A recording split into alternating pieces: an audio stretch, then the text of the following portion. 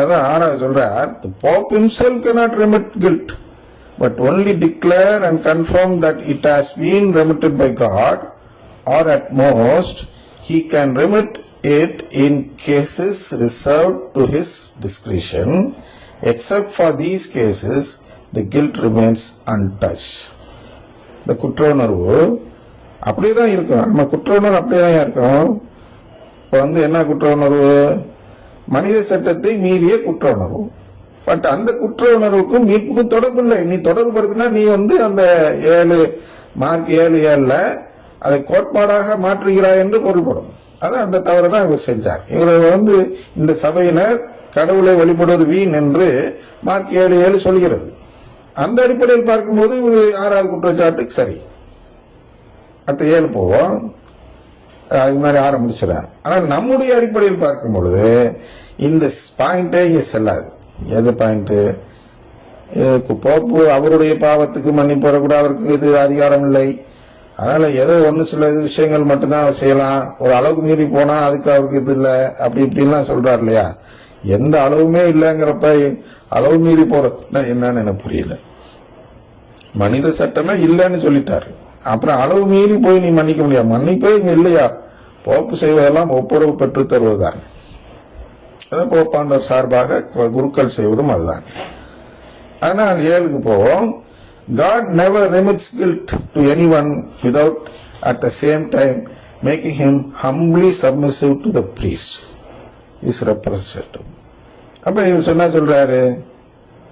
God never remits guilt to anyone. அப்படின்னா என்ன சொல்ல வர்றாரு? கடவுள் அந்த குற்ற உணர்வை தான் பார்க்கிறார். அந்த குற்ற உணர்வை அவர் போக்கவில்லை என்றால் உனக்கு மீட்பில்லை அப்படின்னு சொல்றார்.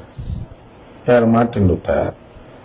நாம என்ன சொல்றோம்னா, கடவுள் குற்ற உணர்வே பார்க்கலையா, நீ மீட்பு கேட்கறியா இல்லையா, அதாவது உறவு கேட்கறியா இல்லையாங்கிறதான் பாக்குறாரு.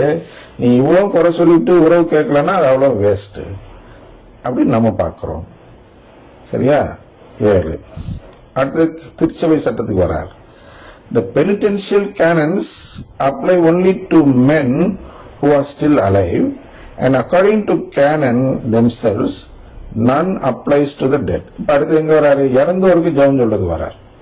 இறந்தோர் ஜெபம் சொல்றது நாளை பார்ப்போம். அது பெரிய டாபிக் இல்லையா? அப்ப அது என்ன இந்த இதுல நீங்க தெரிஞ்சுக்கணும்னா, அவசரத்துல 1 பேதுரு 3:19 இருக்கும்போது அந்த இறந்தவர்களுக்கான ஜெபம் இயேசு சொல்கிறார். அப்படின்னு என்ன? இறந்தவர்களுக்காக ஜெபம்னா என்னன்னா, இறந்தவர்களிடம் நற்செய்தி அறிவிப்பது. இயேசு நற்செய்தி அறிவிக்கிறார். அவர் இறந்து உயிர் தெழுதற்கு முன்னாக அவர் சென்றிருக்கும் அந்த பாதாளத்திற்கு, சிறைக்கு, அதுல மக்கள், அதுல நிறைய ஆன்மாக்கள் நோவா பேழை செய்து கொண்டிருந்த காலத்து முதல் அன்று வரை உள்ள அனைத்து மக்களும் அங்கு இருந்தார்கள், சிறையில் இருந்தார்கள்.